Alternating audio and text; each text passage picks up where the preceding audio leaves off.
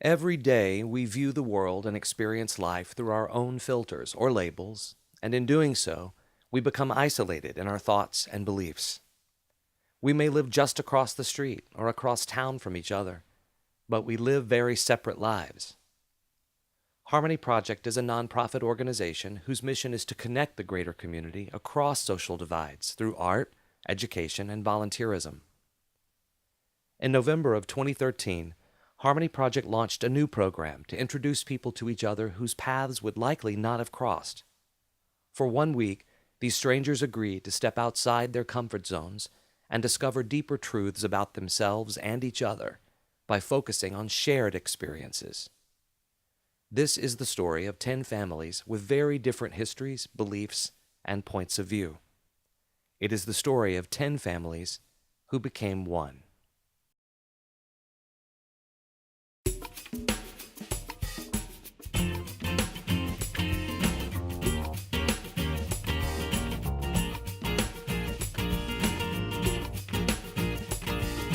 It's more or less taking samples of all of Columbus and looking at it through a microscopic lens with this 10 family project. You know, it's a great project, so I think it needs to be more, and just people need to be involved more in communities, period. We all kind of leave our differences at the door. Meet different people we probably wouldn't have connected with otherwise. I'm pretty excited to just hear other people's stories. To really get to know people I never would meet. And know that, we are all different, but we're all the same. Finding ways in which different people can just encounter each other. Making new friends, sort of building new relationships with people. We're kind of like expanding our social circles that we're used to. And learning about our family, too, in the process.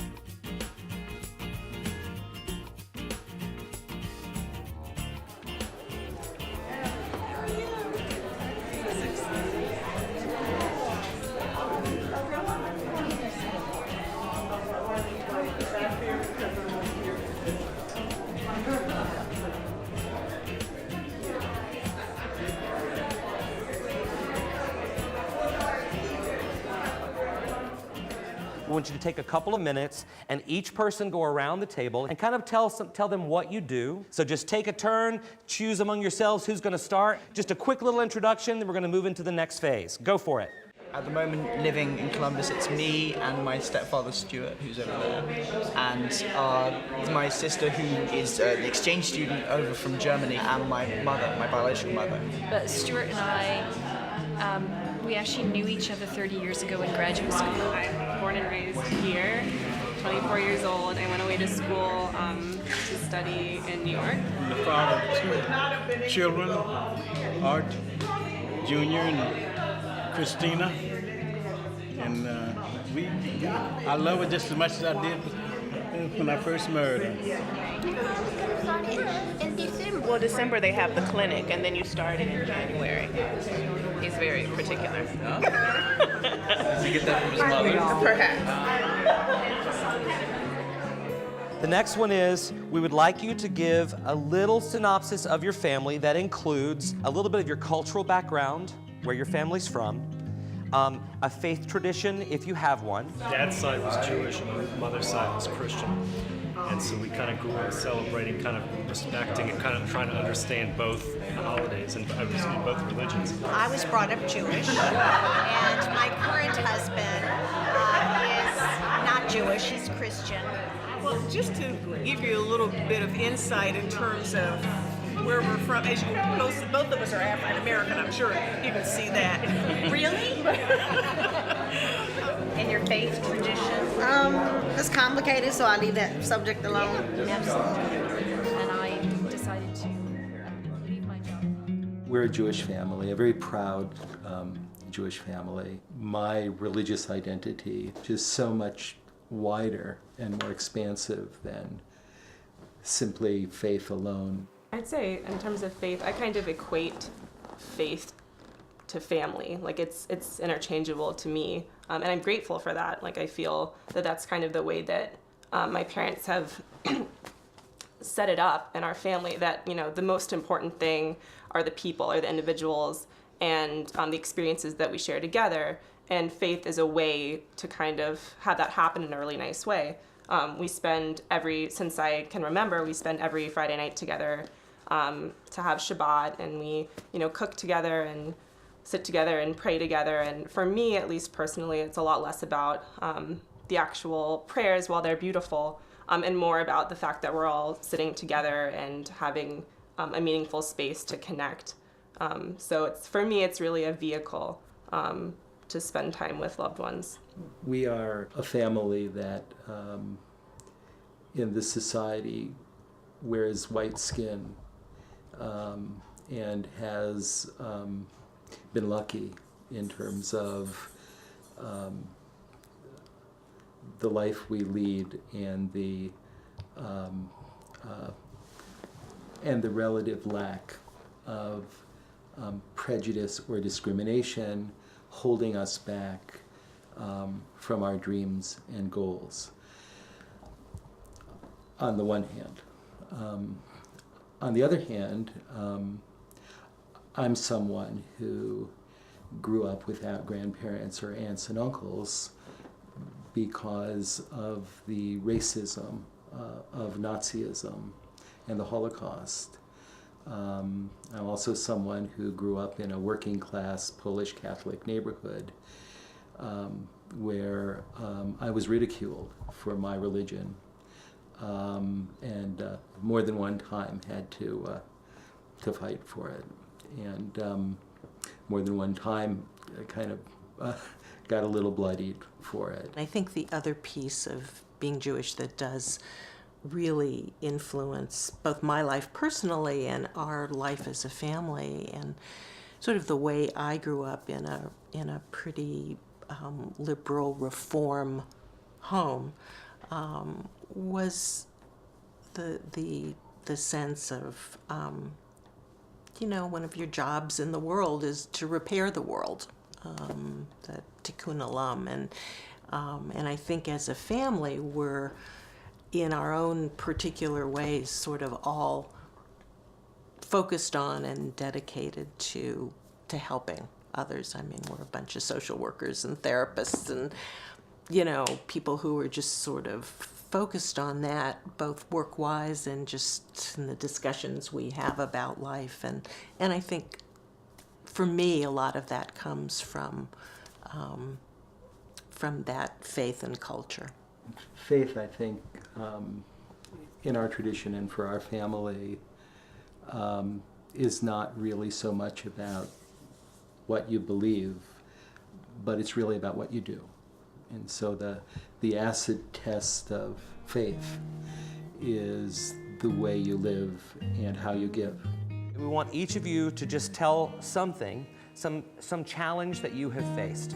Something that you have either faced individually or something that you have faced collectively as a family. Going along and, everything just seems like it's going well, and then just in one moment, everything can change completely, and you kind of get a different perspective on what's important. It's one of those things I'm sure most people either have a friend or a family member, if not themselves, who've been touched by cancer, but I think we all go around and it's something that's very scary, but you never think it's going to happen to you.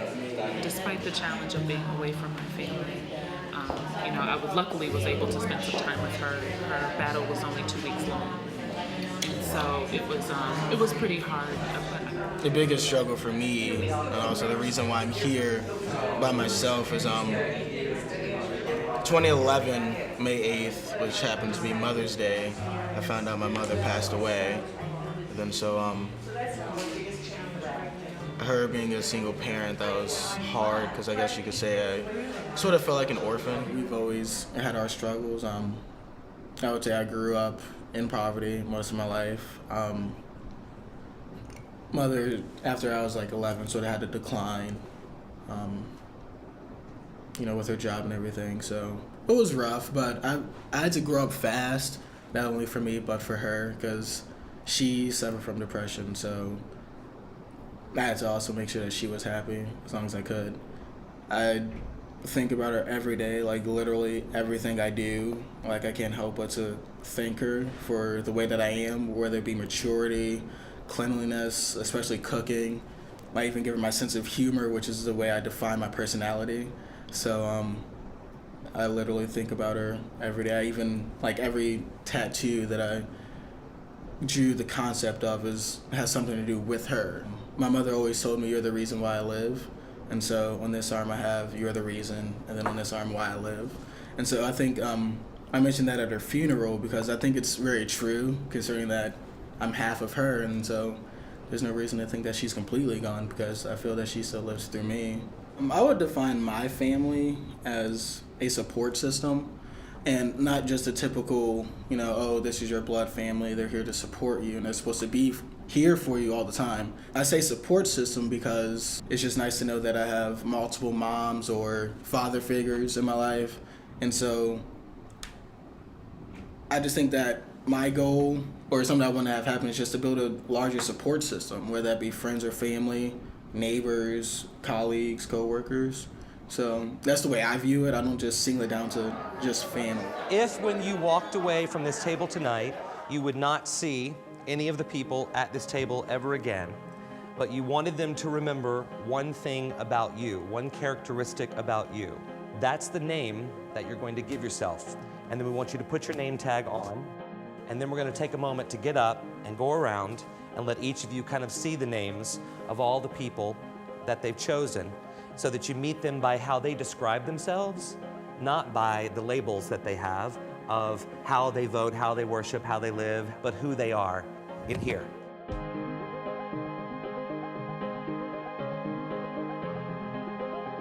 We are all one family sitting at the table, breaking bread together.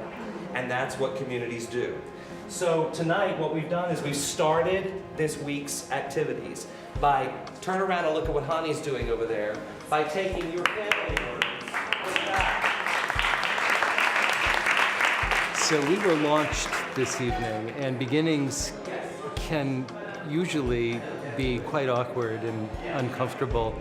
This is such a diverse group of people, none of whom really knew each other before. And I would have to say that there was a warmth and a comfort to this evening that I could not have expected. Actually, it's just me and my brother. It's just two of us. He lives here, but my family, my mom still lives in Lorraine. Unfortunately, my dad passed last June of 2012, so that was really hard because I was really close to him. He was my best friend, but, he basically pushed me forward just to, keep striving hard and, doing what I like to do best. I think I got, the best of kind of both worlds because my mom is actually Italian and my father's Puerto Rican. My father, he used to make me laugh because, people would ask him, what are you? Basically, what's your culture, what's your heritage? And his response would be, I'm human. And I loved it because I was like, oh, that's a good one. I'm going to start using that one. I love, when my family gets together because even though we don't see each other every day, once you do get together, there's so much love. We've had our challenges, of course, where Dylan has to face the fact that he's got two parents living in separate households. So that's been challenging. I know he would like us to be all under one roof and one big family.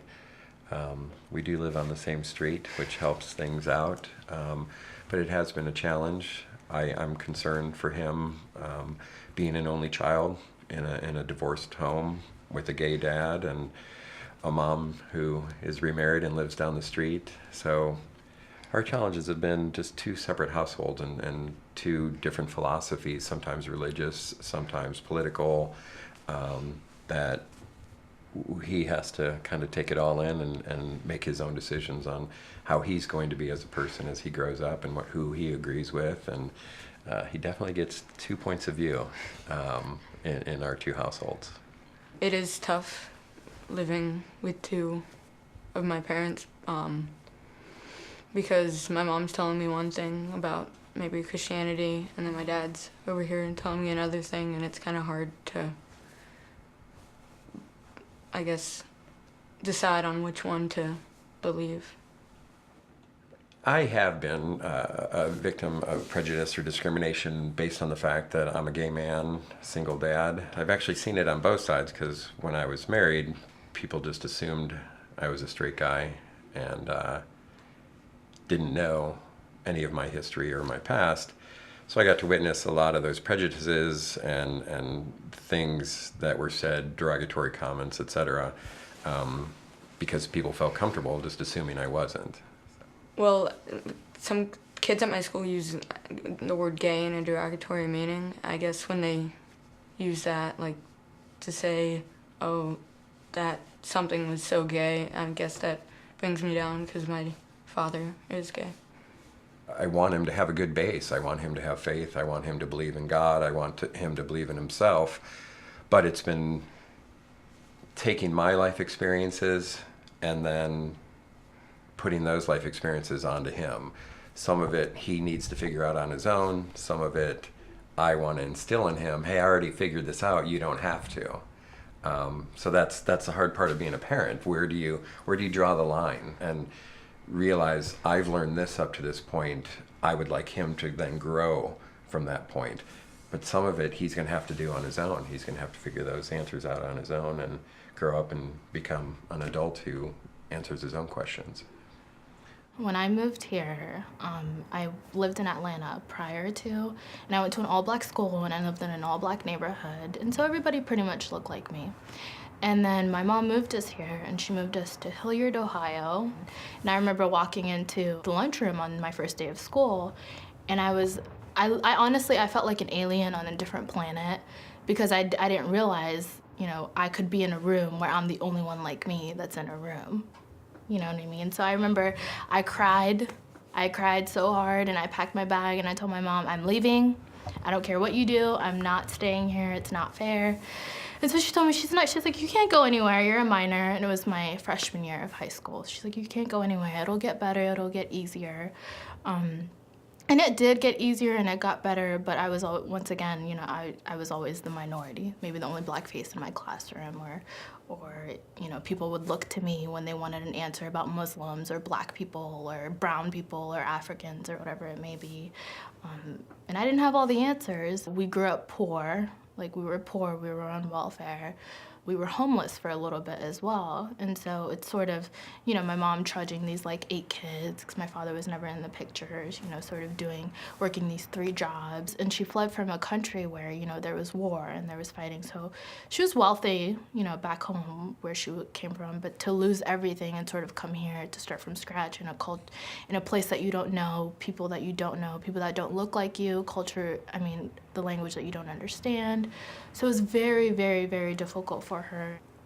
I am Muslim. My family is Muslim. My ancestry is Muslim.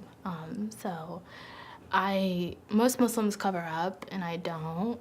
I used to when I was younger, but when I hit 18, my mom's like, it's your decision, you can sort of figure things out for yourself at this point. We were raised to be the best people that we can be, and I know with the media there's a lot of, with Islamophobia, there's a lot of misconceptions about Islam, but it's honestly one of the most beautiful religions. I grew up in it. I've never had, nobody ever preached hate to me, or nobody ever taught me to hate anybody. I was taught to not be defined sort of by my race and my background, but just to sort of make something of myself and be proud of who I am.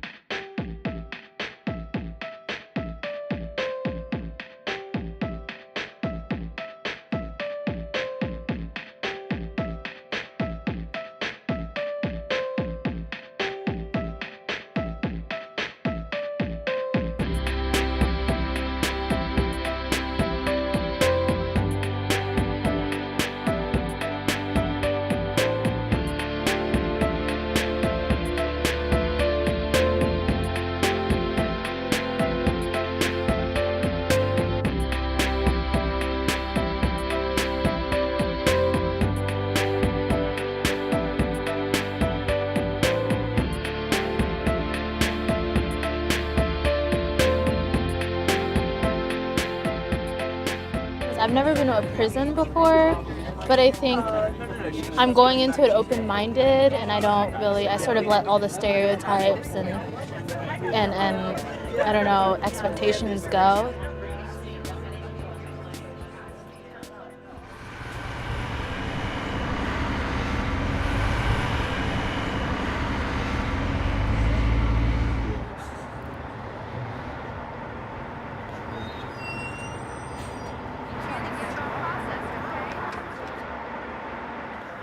Okay. Kelly Storm. I'm Kelly. So what about everyone situation? Nothing really except hanging on your purse. My name is Ronnie Burks. I'm the warden. We can walk and talk, but I just want to tell you this is an exciting time for us. We are so happy that you all are here, and the women are very excited. So please, just they're normal human beings. They're women, and just treat them like that. And they certainly I think you'll be pleasantly surprised at what you're going to see tonight. There's something about working. Yeah, I was going to say, how did that start your passion? Okay. Over here. Right here. These are our 5 family members. Can you bring them out to meet the families first? How are you guys? You all look familiar. So family 10, families 1 through 9. So say hi to each other. So we're going to go in and get behind the table now. They're going to help serve. So you guys just show them where to stand and what to do. All right? So let's do it. Let's go in and say hello. All right. You ready? Ready. Okay. Hey, hey, hey, tapestry.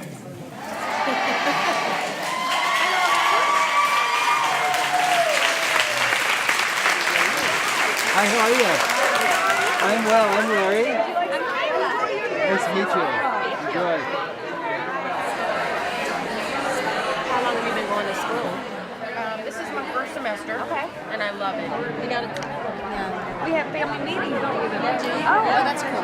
This is my little. The project goes to various places in the community and does community service. But that's how I got involved, and I'm so happy to be here and get to know all of you guys.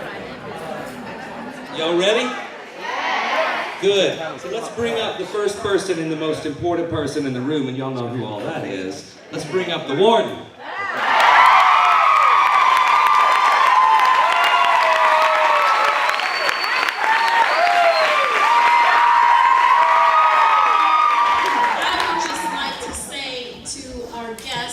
Welcome to the Ohio Reformatory Family. I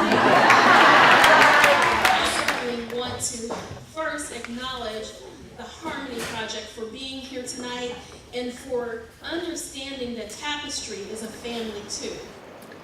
Tapestry is a therapeutic community. The most important thing in the community is our affirmations on the wall. When we're down, we can come out here and look at an affirmation and it makes us feel good about ourselves. My favorite affirmation would be, I didn't know the beauty I was missing until I found myself. My favorite affirmation would be never let history control your destiny. Because just because of our past, it should never control who we are meant to be and what we became. One of the things that we try to do at ORW is to kind of educate people about what the prison system is like, because it's not like what people see in the movies or on TV. It's very different, and we all are one mistake away from being there ourselves. So we try to teach the girls to be confident and know that they've made a mistake, but they can change that mistake. Ohio is really fantastic with recidivism work. We're at about 28.7%. The female population is even lower. And we're proud to say that Tapestry is somewhere between 4 and 6%. So it works. The program works. In the 20 years that I've been here, our women have never had the opportunity to have the officer sit down at a table with them and enjoy a meal and have families come in and sit down and just fellowship and the chance to be ambassadors for the institution, because that's what we feel like we are this evening. Hopefully we've had an opportunity to change some opinions and ideas and broaden your perspective, and you certainly have done that for us. So we just want to thank you. Just because we are in prison and we have made bad choices, that we are not bad people. We are the same as everyone else. We're more alike than what we all realize, and we each face struggles every day. We want you to consider something in your life that you've hung on to. All right? Write on your card something that you'd like to release tonight. All right, ladies, you ready? Tomorrow. As of today. Is mistake-free. What you guys just handed over to them, families, tear them up for them. And let's just say that that's just letting go of that.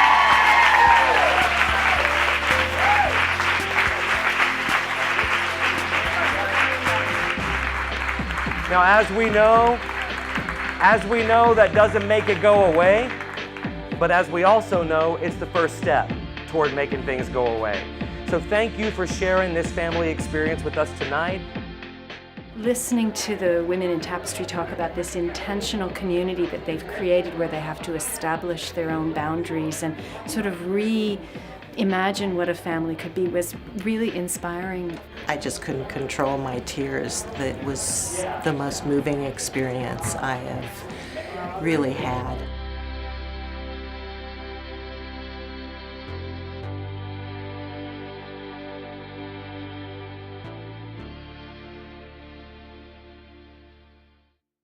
The 7 values for a mindful family are gratitude, generosity, openness, responsibility, equanimity, courage, and honesty.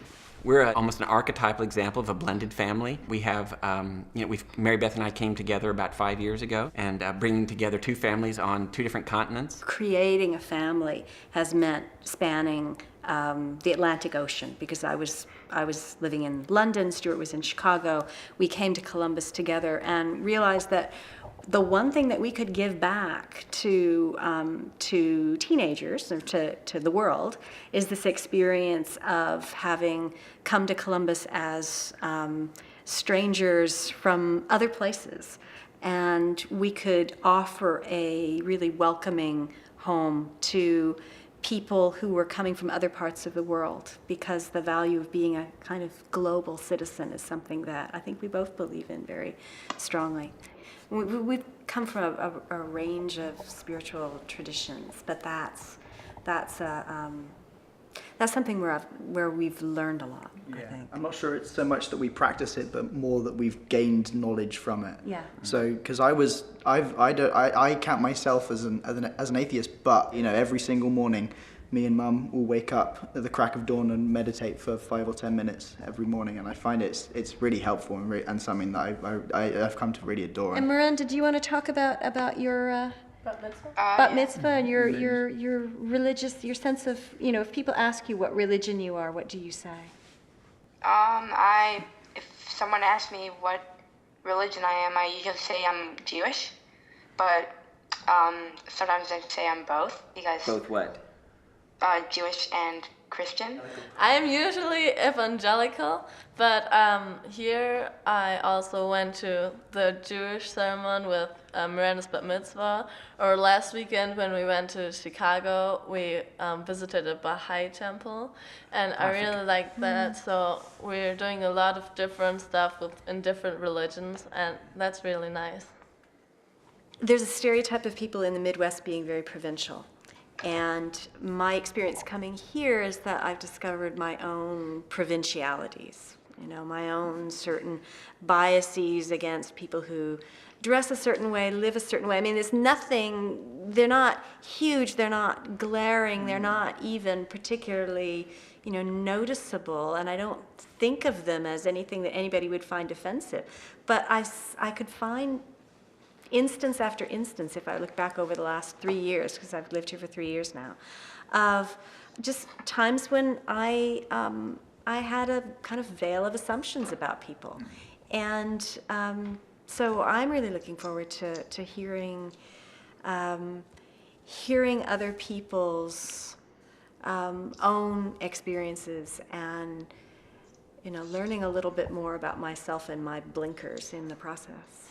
And it's something I really enjoy, is to have the things that I hold, the things that I know to be true, or the things that I hold as my strong values, to have those challenged is something that I thought at first you think would be an unpleasant thing, but actually I found it to be one of the most enjoyable parts of living here, and I think that's something that I'm really looking forward to for this week, is to have, as you said, to have things I believe to be challenged.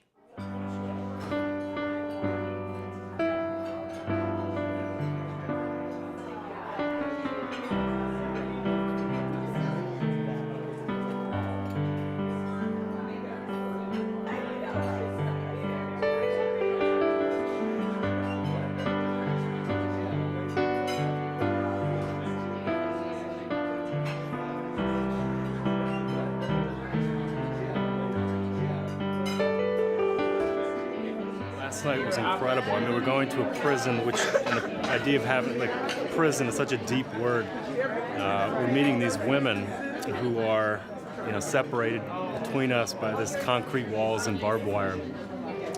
And yet we sit down with them, and there's no real big difference between us, except for the fact that they've made a mistake and got caught. But otherwise, we're sitting by them, and they're genuine, sweet, wonderful women who are looking to, build their own community there. And the opportunity for me to sit down with them and pray with them and break bread with them and have dinner and share this experience was incredible. Something I'll never forget. I'm humbled, and I'm actually happy that we actually went there because they were very grateful and happy that we were there. This week, in many ways, what we have been doing is actually fostering relationships in the community. Because foster means to promote and to embrace. And so, but tonight we're going to talk about a little more traditional definition of the word foster. And we have with us Beth and Monique from Franklin County Children's Services. So as we always do, let's welcome them to our family tonight. Our foster families are some of the most special people I've ever met. To love someone so much that you can take them into your home and care for them in a time when their family is having complications and difficulties that many of us have, and not know what the future may hold for this child, that takes a very special kind of love. Those kids, the community's kids, they're all of our children. My story goes a little something like this. At the age of 3 days old, I was adopted. Legally, everything was bound by book, and I was on my way home to my family. And so what better people to be influenced by than by parents that would bring somebody in. So this would be my family. This is my great-grandfather and my great-grandmother and their children.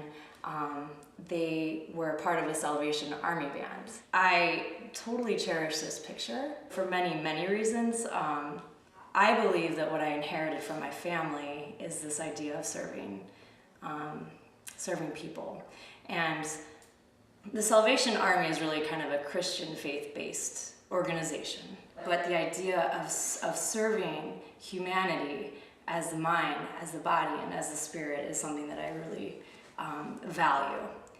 And I believe that is also something that Brett's family values as well. Yeah, a lot of what we did was community-based and giving back and figuring out a way to. My grandfather owned a donut shop in Bexley, and so every night the house would end up turning over all their donuts and bakeries and pastries and breads over to the homeless shelters, and it was just kind of instilled that this is what you do. This is the values that we want to instill upon you. And what happened to me is that my father passed away in 2007, and I was living in Washington, D.C. at the time. And it was just this void of someone that meant so much to me, that did so much for the Ohio and the Columbus area. He was an attorney that did so much pro bono work for people that had no money, had no resources, but he knew that as part of his job, he needed to split his responsibility. The moment he died, I remember flying back on a flight from Washington, D.C. back to Columbus, Ohio, and heading to the hospital, not knowing what his situation was at all. And I kind of thought to myself, if anything happens to him, how do I carry on his legacy? And it was at that point where I kind of said, I'm going to go to law school, and I'm going to figure out a way to involve myself back into the community and be able to give back, knowing that these skills and this education and these opportunities that are available to me go a lot further than my family, but it's also to the community that we're involved in, and how can I give back a little bit more. And it's funny, I think that's why we work so well together. We both see those traits in each other that we see in ourselves. Yeah, it's really cool. It's kind of that idea of service has kind of been the thread that brought us together, or brought our families together. We have a program called Holiday Wish that ensures that every child that's involved with Franklin County Children's Services receives a gift for their special holiday, regardless of what they celebrate. And I have here 8 wish letters.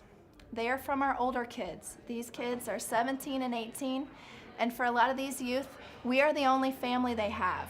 They live in our independent living facilities, and this will be their last holiday with us. So what we're doing is Easton Community Foundation has donated a gift card to each family in the amount of $50. This gift card will fulfill what's on that wish letter. We're going to give this to you tonight. We're going to give you the wish letter and your list so that you kind of know the kid and what the need is. So family, here we go. You'll take yours for your family. And we're going to put your coats on and we're going to walk right across into the big Easton Mall.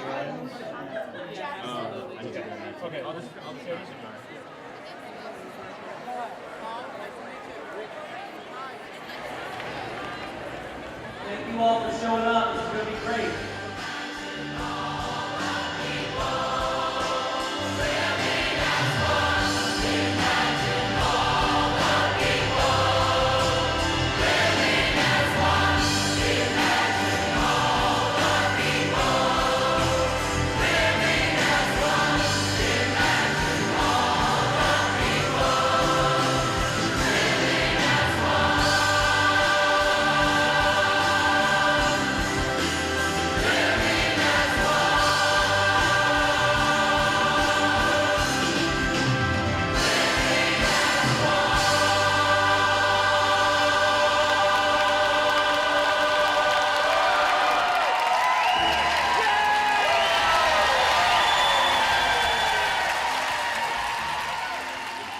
Kenny and I started dating, first of all, Kenny is 14 years younger than me, so cougar, yes. There's lots of disparate things about our backgrounds. One of them is religion. I was raised Jewish, Reformed Jewish, and now I'm a Jewish atheist. I was raised Christian. I call myself spiritual, not religious. Religion to me is the thing that's at the root of many of the world's evils now. And if we have to find a way to connect, but I'm not sure religion is the way. See, and here's my thing. This is where we bump. She's got this huge heart, but then she has nowhere to give credit to that. You know what I mean? So you see her being this beautiful person and really loving people on a one-to-one basis, but it's unfortunate that she can't take that any further, and a lot of that's because of the things that happened in her life. But I don't have to take it further. You don't have to take it further. Because the love and the heart is the connections with the people, with my family and friends, so that's far enough. That's far enough for me. When I moved to Columbus and I started working here, people would say to me that they had never met a Jew. And I would always say, well, how would you know, really, if you had met a Jew? What would be the distinguishing characteristic? I grew up right here in Columbus, Ohio. And believe it or not, when I was in elementary school, I was not allowed to go swimming with my buddies in their swimming pool. In their neighborhood swimming pool, because from what I understand, the parents took a vote and I was not allowed to join. I didn't know what he was. I assumed he was African American, but You did? I didn't know what you were. Most people don't. I can tell you honestly now, I don't know if I've ever really said this to your face, that my mother would be rolling over in her grave now if she knew I was with an African American man. Not the most accepting mom ever. I'd say that's pretty typical. Yeah, typical. We were both open to exploring this new thing. I mean, you were with a woman who's older than you and who has an adult child who's not that far from your age. Different religion, different background. And here we have this second chance at a beautiful life together.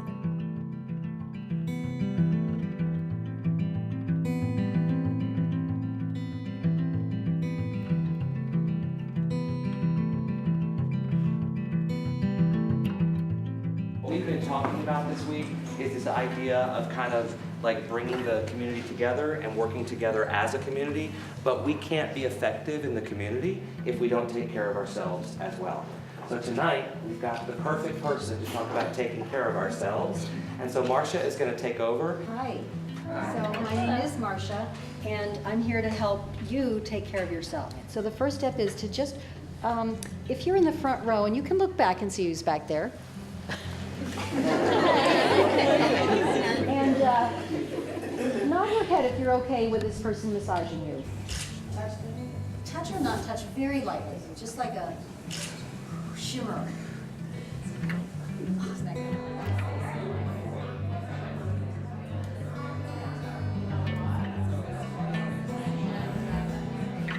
Step back just a little bit. Feel like you still have a connection with that person, but let them feel the whole shimmer of their experience.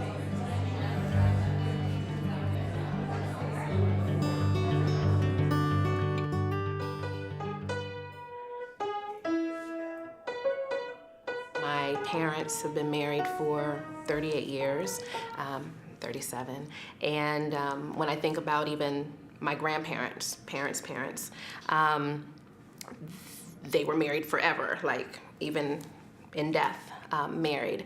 And so family is something that's, very, very important to me.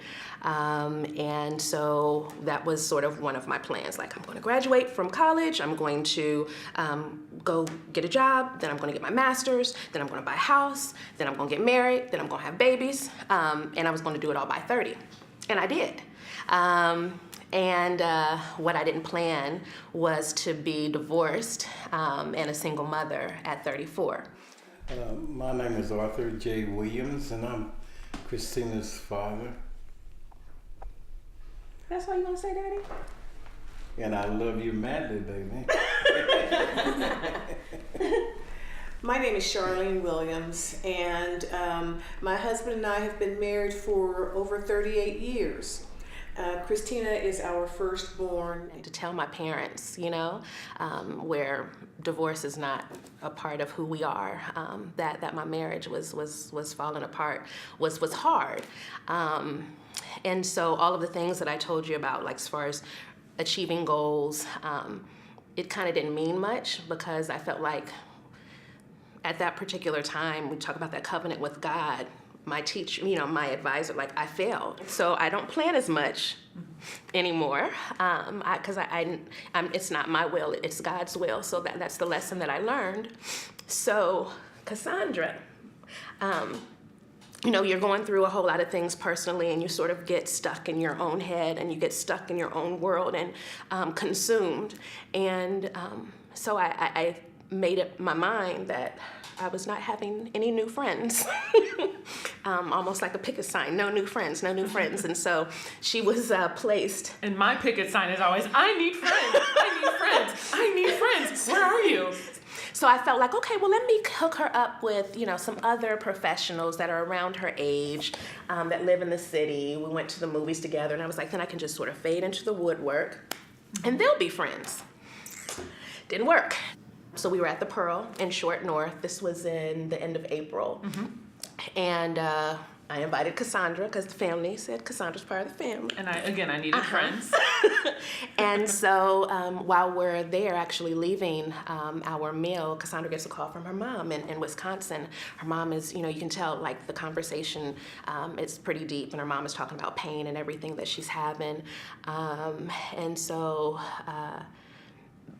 probably a couple of weeks later, we found out that Cassandra's mom was diagnosed with breast cancer. And a couple of weeks after that, Cassandra's mom passed away. I truly believe that God was preparing my family to sort of take Cassandra in to be a part of ours because he knew that her mom was going to be leaving. And so he gave us time to sort of work all of that out. So my no new friend sign, not only is she a friend, she's my sister, So I won that battle. You know, you watch your children as they are born, you watch them grow, you're cheering them all along the way, and you're being supportive as far as being in the schools, helping with homework, becoming a part of the PTA, volunteering wherever you can. And the years just sort of go by very quickly. And all along the way, we have our faith to guide us and to lean and depend on. And now here we are in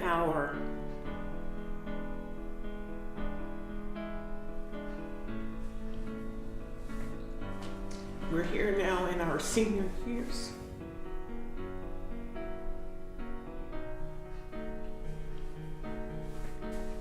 And there are things that we have to accept. We have to accept that there's a part of the aging process that isn't always very kind, so to speak. And now he has dementia. And he has, changed. This disease has changed him. He's still the person I love him deeply, and I do whatever I can to help him. Through it all, we still celebrate each other, and he still tells me, baby, I love you. I love you the same as I did when we first married.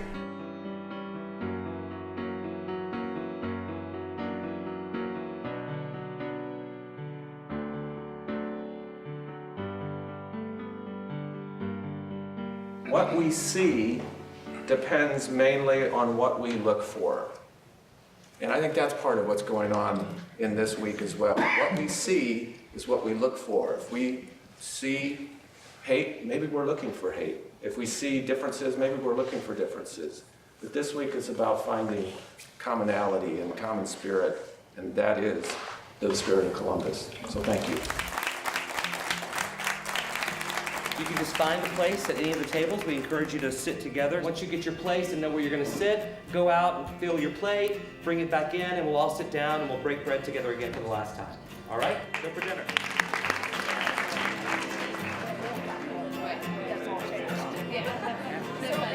That's the best thing about planning. You can just make a new one.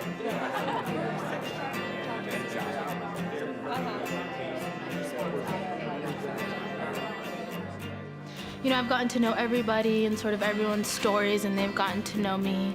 And I don't think I've ever been in a setting where I felt so comfortable being so open with everybody and sort of sharing the real me and my experiences and not feeling like I'm being judged or I'm being made fun of or anything like that. I mean, I was just adding people on Facebook left and right today because I'm gonna keep these connections. But honestly, it's been a pleasure and an honor to get to know every single one of you.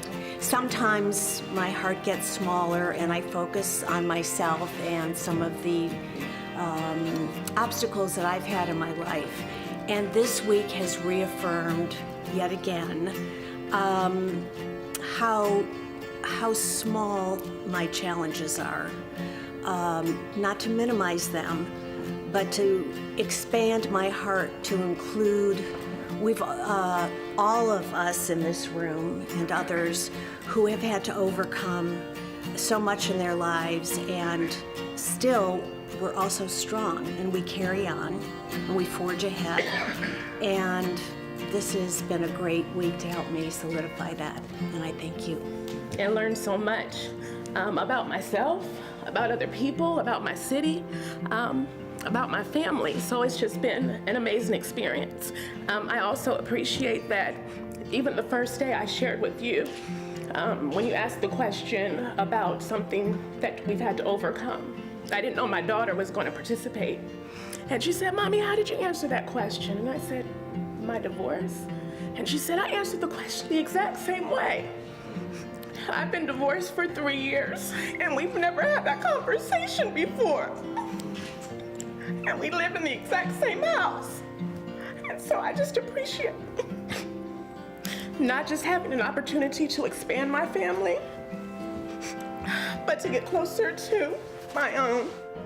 I want to apologize for sort of feeling like I was closed off. It was sort of like a defense mechanism, but throughout this whole week, I've got to know so many people. So I want to thank Susan and Larry for picking me up and dropping me off this whole week. My man right here, we gave massages to each other. I think the women, one of the greatest things that happened for them is that it gave them hope, that there are people in the community who will welcome them back into the community, and that they can be part of that one family. Each and every one of you have touched my life in one way or another. And just to sit down and have the unity, it's like I was telling the ladies here at this table and the gentlemen here, it's like my family. One of you said, we're very narrow in who we are and yet very wide at the same time, in that we embrace the others around us. And that's what this week's been about. I saw them talk about things that were important to them and understand that we're not as different as we really think. They saw a lot of similarities amongst each other. They had a lot of commonalities, and what I think happened is that we actually transformed and changed lives. So people who maybe look different, people who live different, people whose lives are different, but I saw them become one.